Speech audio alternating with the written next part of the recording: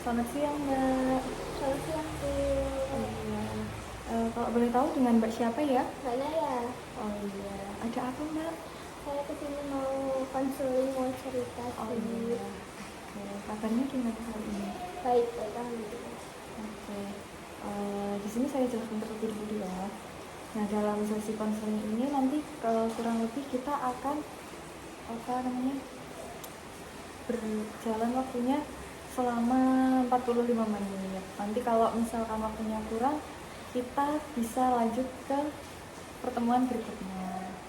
Nah, Mbak Naya, silahkan bercerita dengan secara terbuka. Nah, Mbak Naya juga nggak perlu khawatir karena di sini saya juga akan menjaga rahasia dari Mbak Naya. Gitu ya, Mbak? Ya, Oke. Jadi apa yang ingin Mbak Naya ceritakan? jadi itu saya sering ngerasa kurang percaya diri kalau mau presentasi atau mau berbicara di depan umum. Jadi saya kayak kurang percaya diri aja sih. Kurang percaya diri kalau mau presentasi atau berbicara di depan umum. Kurang percaya dirinya tuh gimana, Mbak? Kayak ngerasa cemas, terus gugup, ngeblank juga, terus kadang ada kayak pikiran aku tertawain orang.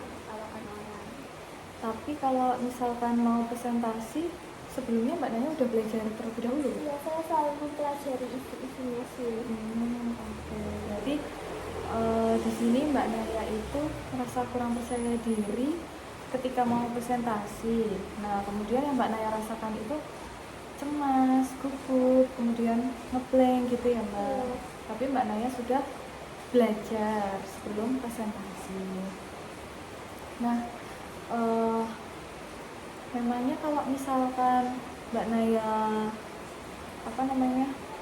mau presentasi gitu, terus emang nanti teman-teman Mbak Naya pasti akan menertawakan Mbak Naya gitu?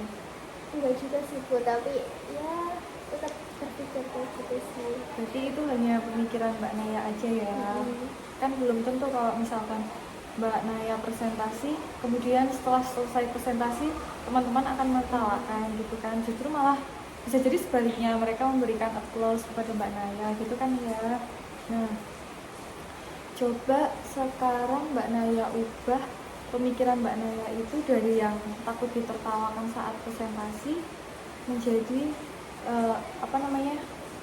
presentasi terus kemudian muncul rasa cemas, gugup, ngeblank gitu, terus kemudian kepikiran kalau akan ditertawakan teman-temannya.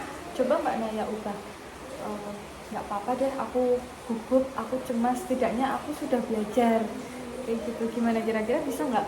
Iya, dicoba sih. Kalau dibayangin gimana? Maksudnya kira-kira bisa? Bisa. Oke. Kalau misalkan saya kasih PR gitu, mau nggak?